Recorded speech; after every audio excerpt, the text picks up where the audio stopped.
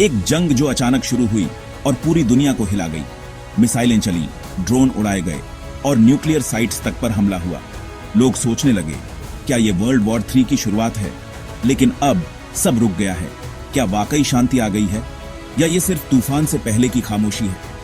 चलिए जानते हैं इस पूरी कहानी को 1969 से लेकर आज तक, और आगे क्या हो सकता है। 1969 की इस्लामिक क्रांति के बाद ईरान और इजराइल की दोस्ती दुश्मनी में बदल गई। पहले ईरान इजराइल का दोस्त था, लेकिन क्रांति के बाद अयातुल्ला खुमैनी की सरकार ने इजराइल को शैतान कहा और उसका खुला विरोध शुरू कर दिया। इसके बाद ईरान ने हिजबुल्लाह और हमास जैसे आतंकी संगठनों को फंडिंग शुरू की, जिससे इजराइल पर कई बार हमले हुए।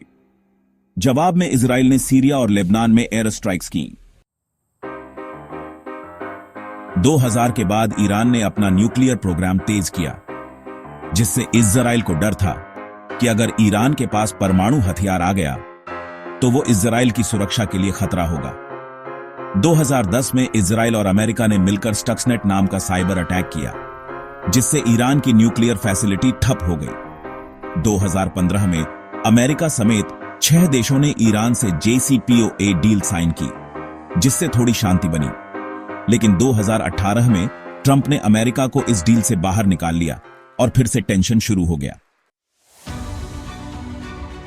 2024 में हालात और बिगड़े। अप्रैल में ईरान ने इजराइल पर मिसाइल और ड्रोन से हमला किया। जवाब में इजराइल ने गजा, सीरिया और इराक में हमले किए। अक्टूबर में ऑपरेशन डेज ऑफ रिपेंटेंस के तहत इजराइल ने बड़े पैमाने पर ईरानी ठिकानों पर हमला किया।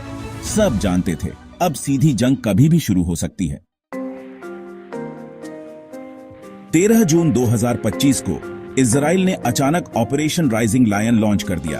तेहरान, फोर्डो और नतांज जैसे न्यूक्लियर ठिकानों पर एयर स्ट्राइक की गई। इस हमले में ईरान के कई IRGC कमांडर मारे गए और यूरेनियम एनरिचमेंट साइट्स भी बुरी तरह से क्षतिग्रस्त हो गईं। इसके जवाब में ईरान ने 150 से ज्यादा मिसाइलें और 100 से ज्यादा ड्रोन इजराइल पर छोड़े। इजराइल के एयर डिफेंस ने ज्यादातर हमलों को रोक लिया, लेकिन कुछ मिसाइलें सोरोका अस्पताल जैसी जगहों पर गिरी, जिसमें 50 से अधिक लोग घायल हुए और रासायनिक रिसाव भी सामने आया। मोसाद ने ईरान के अंदर एक सीक्रेट ड्रोन बेस की मदद से कई एयर डिफेंस सिस्टम और सतह से सतह पर मार करने वाले लॉन्चर्स को जाम किया। साथ ही साइबर हमलों से ईरान की मिलिट्री कम्युनिकेशन पूरी तरह से ब्लॉक हो गई। इसके बाद अमेरिका मैदान में उतरा। 22 जून को अमेरिका ने B-2 बम वर्षकों की मदद से नतांज, फोर्डो और इस्फहान पर गुप्त हमले किए। इन हमलों से ईरान के न्यूक्लियर इंफ्रास्ट्रक्चर को कुछ महीनों की देरी हुई, लेकिन पूरी तरह से बर्बाद नहीं किया जा सका। 23 और 24 जून को अमेरिका और कतर की मध्यस्थता से इजराइल और ईरान के बीच सीज फायर घोषित हुआ। ट्रंप ने ट्वीट किया, peace is restored for now.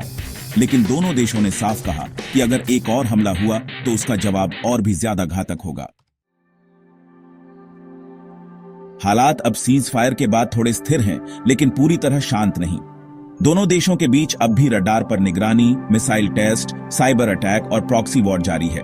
Israel की सुरक्षा एजेंसी होम फ्रंट कमांड ने कुछ स्कूल ऑफिस तो खोल दिए हैं, लेकिन बॉर्डर के पास अब भी कर्फ्यू जारी है।